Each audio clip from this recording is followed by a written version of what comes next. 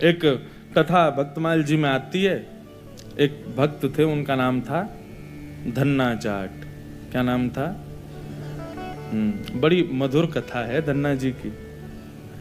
धन्ना जी की कथा ऐसे प्रारंभ होती है कि सामान्य से परिवार में धन्ना जी का जन्म हुआ। देखो, ये हरिप्रिय हैं, इनको हरि प्रिय थे, लेकिन इनकी भक्ति से फिर ऐसी स्थिति हो गई कि ये हरि को प्रिय लगने लगे। तो धन्ना जी के यहां एक संत पधारे। संत की शालिग्राम जी की सेवा। और छोटे बालक जो होते हैं वो संतों को या घर में कोई भी बड़े बुजुर्ग आए या कोई भी श्रेष्ठ जन आए, वो क्या करते हैं, कैसे करते हैं, मेहमानों को देखते हैं बैठ के। तो महात्मा जी अपने ठाकुर जी की सेवा करते और धन्ना जी जाके उनके पास में बैठ जाते। पहले जल से स्नान, फिर दूध से स्नान, फिर घी से, फिर दही से, फिर शहद से, पंचामृत स्नान करा के बढ़िया इत्र लगा के ठाकुर जी को उर्द पुंड तिलक लगा करके माला तुलसी पधरा के विराजमान कर दिया। धन्ना जी को इतनी अच्छी लगी ये सेवा, रोज बैठ जाते, पूरी रात रोते, अपनी माँ से कहते मैया ये सुबह कब होगी। क्यों? वो सुबह होते ही बाबा के पास जाऊंगा, उनकी सेवा देखूंगा कैसे करते हैं। तो धन्ना जी रोज सेवा देखते, बड़े खुश होते। जैसे महात्मा का जाने का समय आया, धन्ना जी बिखर गए।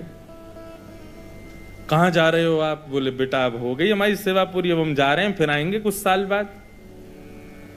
धन्ना जी बोले तो आप चले जाओ, इनको छोड़ जाओ यहीं पे, ये ठाकुर जी यहीं रहे आए, मैं इनकी सेवा करूंगा। बाबा बोले अरे तुम छोटे बालक हो, तुमसे सेवा बनेगी नहीं बेटा, तुम जिद मत करो। धन्ना जी तो रोने लगे, बोले नहीं मैं सेवा करूंगा, मुझे तो ये चाहिए। जैसे कोई वस्तु के लिए बालक जिद करता है, ऐसे धन्ना जी ठाकुर जी के लिए जिद करने लगे। माता पिता परेशान, महात्मा अलग परेशान, क्या करें। और इतना रोवे कि महाराज पूरा घर अधर कर दिया, मोहल्ले वाले तक इकट्ठे हो गए। क्या हो गया? बोले धन्ना जी के महात्मा जी जा रहे हैं, उनके ठाकुर जी मांग रहा है धन्ना। अब किसी में ये हिम्मत भी नहीं कि महात्मा सिंह कहते हैं दे जाओ। और कोई वस्तु हो तो ये भी कह देते हैं लोग दे जाओ, चलो हम दूसरी दे देंगे। ठाकुर जी की बात है भैया, कोई अपनी सेवा कैसे दे सकता है। धन्ना जी इतने रोए, सिर पटक पटक के रोने लगे, छोटे बालक। महात्मा बोले बड़ी विडंबना, ठाकुर जी रक्षा करो, क्या करें। इतने महात्मा बाहर गए और गोल गोल काले से दिखने वाला एक पत्थर उठा लाए, उसमें बढ़िया घी भी लगा करके और इत्र लगा के सुगंधित कर दिया, उर्द पुंड तिलक लगा दिया ठाकुर जी जैसा। और अपने ठाकुर जी तो नीचे एक छोटे सिंहासन पर विराजमान कर दिए और बड़े सिंहासन पर वो पत्थर ला के रख दिया और बढ़िया सजा के। धन्ना रो रहे थे, उठा के गोद में ला, देख देख देख तेरे ठाकुर जी आगे देख। धन्ना जी जैसी मंदिर में, धन्ना जी की दृष्टि तो उन्हीं के ठाकुर जी पे, यही चाहिए। महात्मा बोले लाला देख,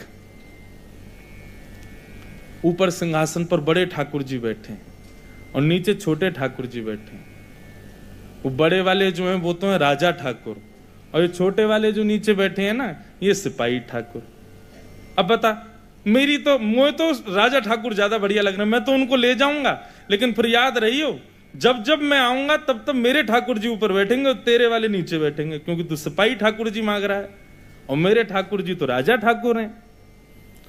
अब बालक को उस भाव से समझाया तो धन्ना जाट वो नहीं, मैं तो राजा ठाकुर लूंगा, आप ले जाओ सिपाही को। सिपाही ठाकुर जी के रूप में उनके निज ठाकुर जी थे।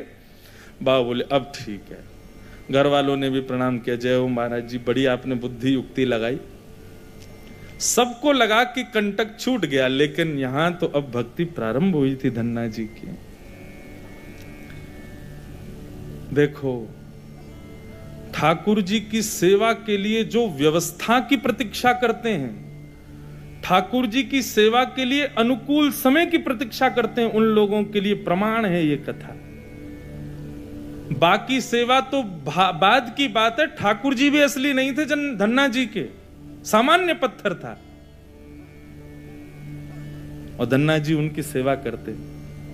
रात भर मैया से कहते मैया पूजा की सामग्री मंगाओ ना, मुझे ठाकुर जी की सेवा करनी है। मैया कहती सुबह मंगा दूंगी, सुबह पीछे पड़ जाते, शाम को मंगा दूंगी, शाम को पीछे पड़ जाते, सुबह मंगा दूंगी, रोज टाल देती। एक दिन धन्ना जी अनशन पे बैठ गए, नन्हे से, भोजन नहीं करें, दूध नहीं पीवे, पानी नहीं पीवे। अब तो ये कि रात में सोए भी नहीं, मैया से बस ये कहें पूजा की सामग्री मंगाओ, पूजा की सामग्री मंगाओ। मां ने सहज भाव से कह दिया तेरे ठाकुर जी और तू इनका सेवक, सामग्री मैं क्यों लाऊं, अपने आप कर व्यवस्था। धन्ना जी निकल पड़े। महाराज पुष्प लियाए तोड़ करके, तुलसी लियाए, बढ़िया सुंदर माला बना ली। नन्हे से बालक ने जैसी उनको जैसे खेल खेल में सेवा करते वैसी सेवा करते थे। ठाकुर जी को तिलक लगाना है, कहां से तिलक लावे, तो बाहर गए, एक ईंट फूटी पड़ी थी लाल लाल, उसी ईंट को लाए, पानी में घोल घोल के घिस घिस के उसी से तिलक बना दिया। ईंट को घिस करके उसका तिलक श्री ठाकुर जी को लगाया। ऐसी सेवा करने लगे, अपने संगी रखें, अपने संगी सुलामें, संगी मतलब खेल खेल की सेवा थी केवल।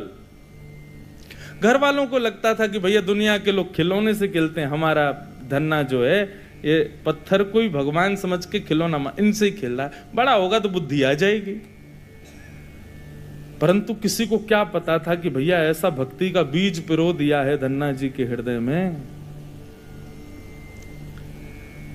धन्ना जी भोग लगाते और भोग लगाने के बाद में पर्दा लगा करके वहीं बैठ जाते और बैठ करके प्रतीक्षा करते कि ठाकुर जी पा रहे होंगे।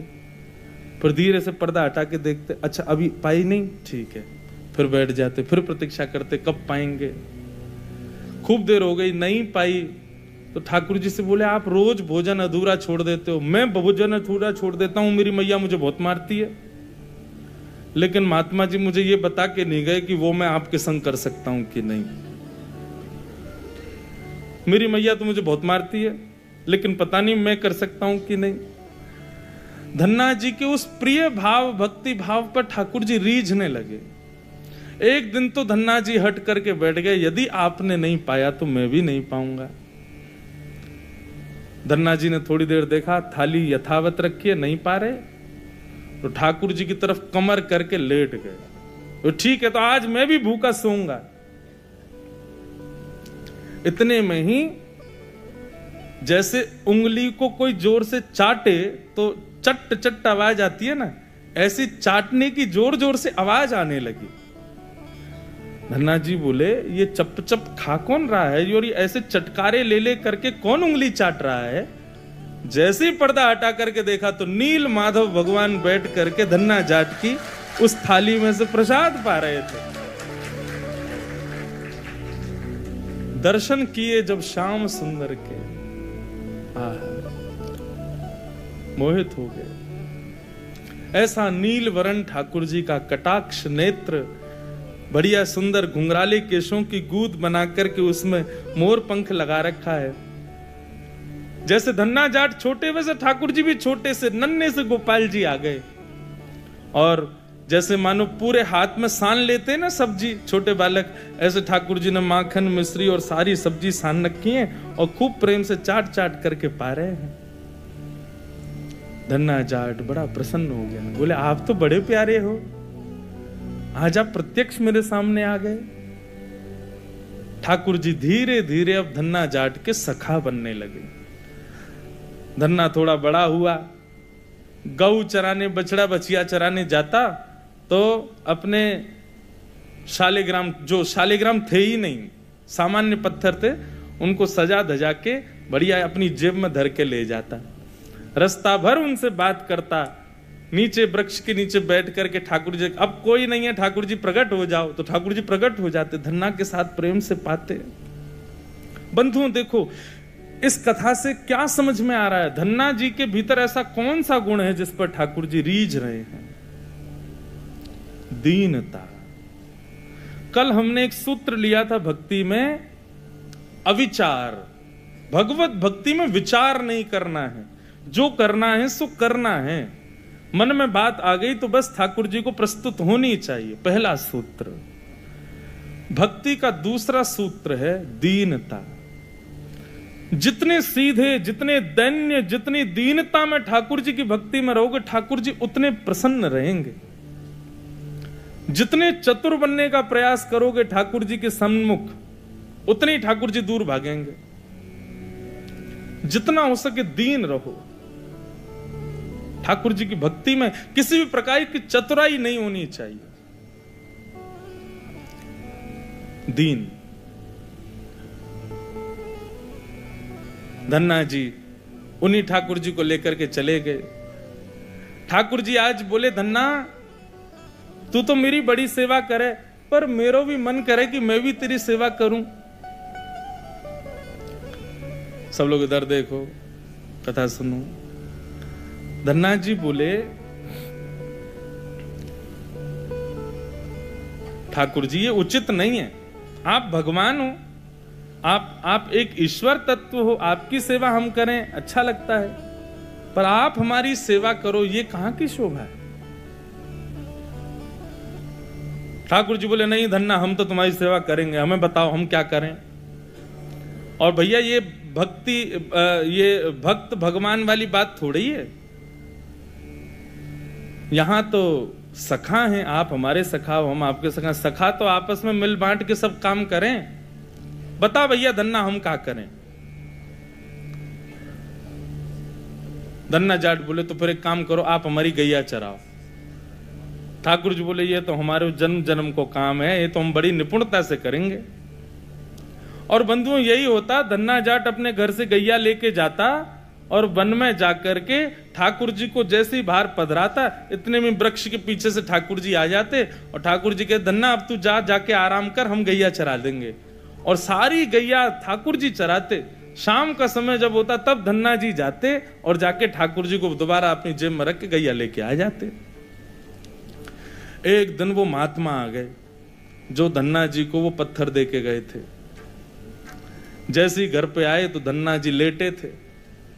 महात्मा आके बोले, और बताओ भाई धन्ना, सब ठीक? अरे गुरुजी आए, गुरुजी जय हो, गुरुजी प्रणाम आपके चरणों में। और बताओ वो कहाँ हैं तुम्हारे राजा भगवान? बोले, भगवान तो गैया चरावे गए हैं अभी। ये समय तो गैया चराने का है ना, गैया चरावे जामे वो रोज। महात्मा बोले, देखो कुछ भी बोलता है, ये अभी बालक ही है, छोटा ही है अभी। माता पिता ही बोले, कहाँ बताएं, ऐसी या की सोच है, गैया ने छोड़ आवे, पता ना कहाँ शाम को ले आवे उन्हें। अरे गुरुजी ये लोग मानते नहीं है मेरी बात। भाई सब लोग विराजमान हो जाओ बस, हाँ बैठ जाओ। क्या बता रहा था मैं? हैं? हाँ गैया चरावे जावे।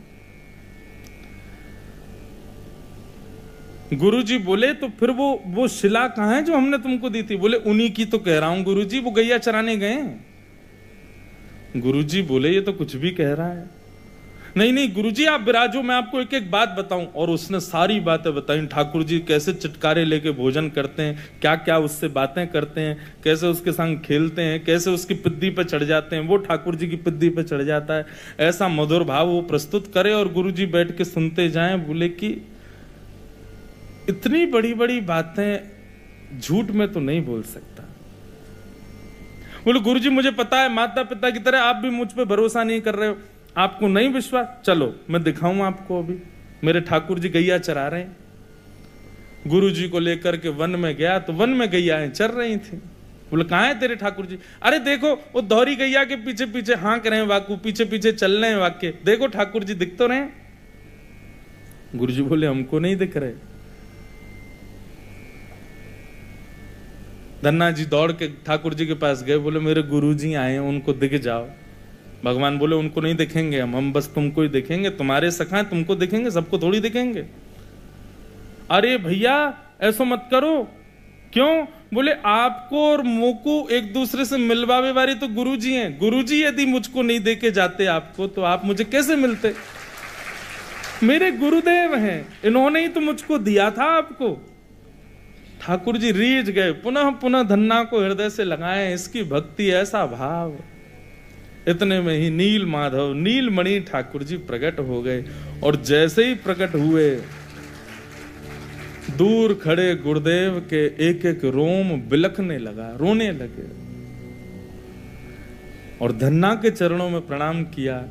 बोले हम सच्चे शालिग्राम से प्रकट नहीं कर पाए, तूने सामान्य पत्थर से प्रकट कर दिया ठाकुर जी को। हम अष्टयाम सेवा से प्रकट नहीं कर पाए और तूने सामान्य पत्थर घिस घिस के तिलक लगा के प्रकट कर दिया ठाकुर जी को। हम 56 भोग पधरा करके ठाकुर जी को प्रकट नहीं कर पाए, तू बेसर की रोटी खवा के ठाकुर जी को चटकारे दिलवाता है। हम यहां ठाकुर जी से प्रार्थना करते हैं, कभी त्रिभंग लली से सीधे लली भी बन जाओ, न पूरे दिन यूं ही खड़े रहो, दर्द है जाते हो, हाथ में ने हाथ सीधे कर लो। तू ठाकुर जी से गैया चरवा रहा है अपनी। धन्य है धन्ना तेरी भक्ति को। बंधुओं, ठाकुर जी को ऐसे प्रिय भाव अच्छे लगते हैं। आप नियम कितने करते हो, आप साधना कितनी करते हो, आप जप कितने करते हो, आप व्रत कितने करते हो, ये विशेष बात नहीं है, पर 10 मिनट भी ठाकुर जी के सन्मुख बैठते हो, किस भाव से बैठते हो, वो भाव प्रिय है। ठाकुर जी भाव का सेवन करते हैं। इतनी कथाएं सुनने के बाद भी, वृंदावन जाने के बाद भी, ऐसे संकीर्तन करने के बाद भी, तिलक लगाने के बाद भी यदि भाव प्रकट नहीं हुए तो कैसी भक्ति हमारी। समय व्यर्थ मत करो फिर भक्ति के पथ पर आके। अनुभूति हो, ठाकुर जी के ऐसे भाव प्रकट हो, तब हमारी भक्ति श्रेष्ठ है, तब हमारा तिलक लगाना श्रेष्ठ, हमारा एकादशी व्रत रखना श्रेष्ठ, हमारा गुरु मंत्र का जाप करना श्रेष्ठ। केवल नियम तक सीमित मत रहिए कि बस हमको नियम पूर्ण करना है, अपना हो गया काम, बस माला जपी छोड़े चल दिए काम को। नहीं, एक बात कहें, भक्ति में थोड़े हठीले बनो, ठाकुर जी से थोड़े थोड़े हट करो। नाथ, इतनी आयु होती जा रही है, हम बड़े होते जा रहे हैं, कब मिलोगे आप? बस 24 घंटे यूं ही बैठे रहोगे? हमको इससे सुख नहीं है। हमारे लिए तो आपको कुछ लीला तो करनी पड़ेगी, कभी कभी करो हट। सब भक्तों ने हट किया। आजकल लोग भक्त हट ही कहां करते हैं ठाकुर जी से। हाँ, हट करते हैं, किस बात का हट कर रहे हैं? काय को व्रत कर रहे हैं, हाथ में कपूर लेके बैठे हैं, हमारे पति के काम नहीं चल रहे, उसका हट कर रहे हैं, बच्चे हमारी सुनते नहीं, उसका हट कर रहे हैं, घर में विपत्तियां आ गई, इसका हट कर रहे हैं। कभी श्याम सुंदर हमसे रीझ हैं, इस बात का हट नहीं करते। बहुत प्रिय भाव है। श्याम सुंदर सदा हमको प्यारे रहे, हम उन्हीं के रहे, वो हमारे रहे। श्याम सुंदर सदा हमको प्यारे रहे, हम उन्हीं के रहे, वो हमारे रहे। श्याम सुंदर सदा हमको प्यारे रहे, हम उन्हीं के रहे, वो हमारे रहे। श्याम सुंदर सदा हमको प्यारे रहे, हम उन्हीं के रहे, वो हमारे।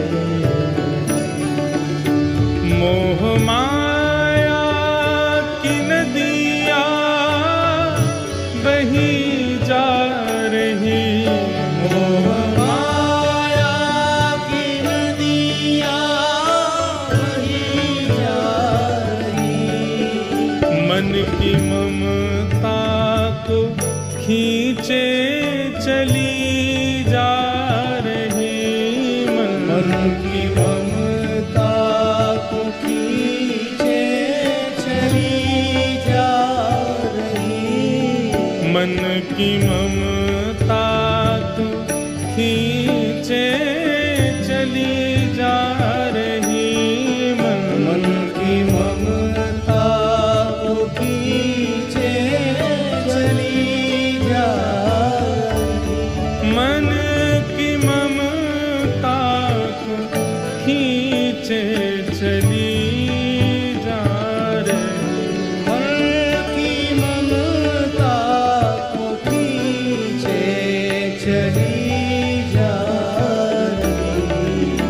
हम भंवर में रहें या किनारे रहें, हम उन्हीं के रहें, वो हमारे रहें।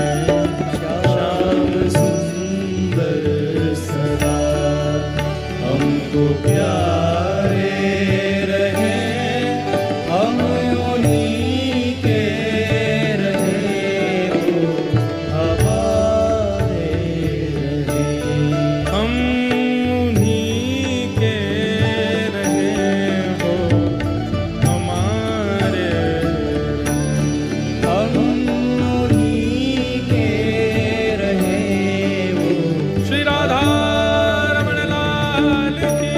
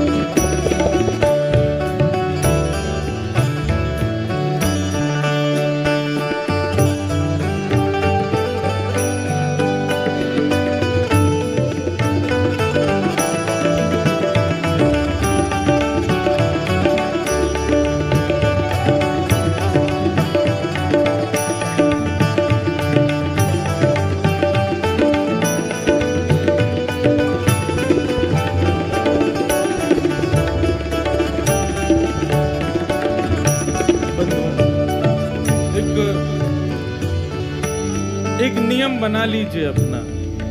कोई और नियम आप करो ना करो आपके ऊपर है, पर हमारे हिसार आने की एक दक्षिणा हमको दे दीजिए। हमारी एक बात मान लीजिए, आज के बाद श्री राधा रमण जी से गैर संबंधी कोई भी वस्तु हो उसको स्वीकार मत करो। चाहे वो संबंध हो, चाहे वो भोजन हो, चाहे वो देखने की वस्तु हो, चाहे वो पान की वस्तु हो, चाहे वो ग्रहण पहनने की वस्तु हो, सब उस में बस ये भाव रख लीजिए, बस ठाकुर जी से संबंधी है तो हमारी है, नहीं तो हमारी नहीं। तजोरे मन हरि विमुखन को संग, जाके संग कुमति उपजत है, पड़त भजन में भंग। तजोरे मन हरि विमुखन को संग। वस्त्र ऐसे पहनो कि सब कहें कि हाँ भक्त है ठाकुर जी का।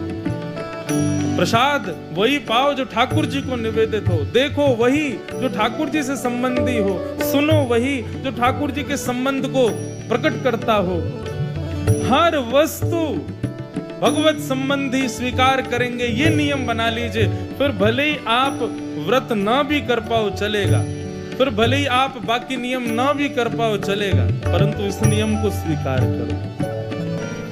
जिस डगर से मुरलिया की धुन आएगी, जिस डगर से मुरलिया की धुन आएगी, उस डगर पे उमरिया ये कट जाएगी, उस डगर पे उमरिया कट जाएगी। इस भाव का मतलब यही है, जिस पथ पर, जिस रास्ते में, जिस डगर में, जिस जीवन में कृष्ण संबंधी सब कुछ है, वहीं हम अपना जीवन व्यतीत करेंगे। बस जहां कृष्ण संबंधी चर्चा नहीं, कृष्ण संबंधी वस्तु नहीं, वहां नहीं रहना हमें। दर्शन को नैना तपे, वचन सुनन को कान, ओ मिलवे को हियरा तपे, हिय के प्राण गोवर्धन।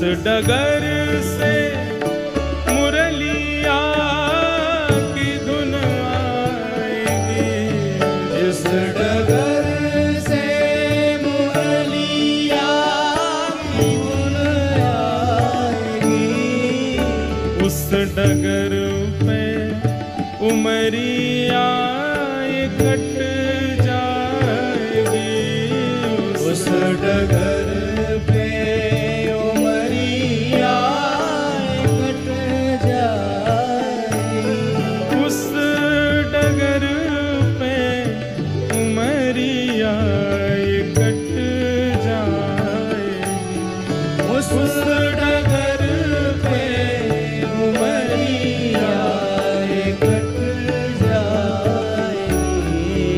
उनकी तस्वीर मन में बनाए रहे, हम उन्हीं के रहे, वो हमारे।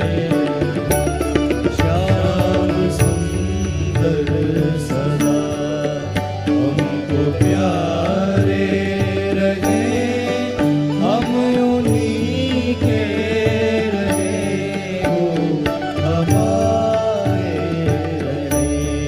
हम उन्हीं के रहे, वो हमारे। हम उन्हीं के रहे, वो हमारे रहे। उन्हीं के रहे, वो हमारे। हम उन्हीं के रहे, वो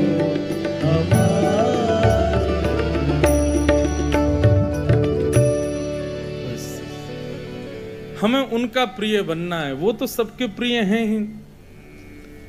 वो तो राक्षस भी जब उनको देखते हैं तो उनको भी प्रिय लगने लगते हैं, पर हम उनके प्रिय बने।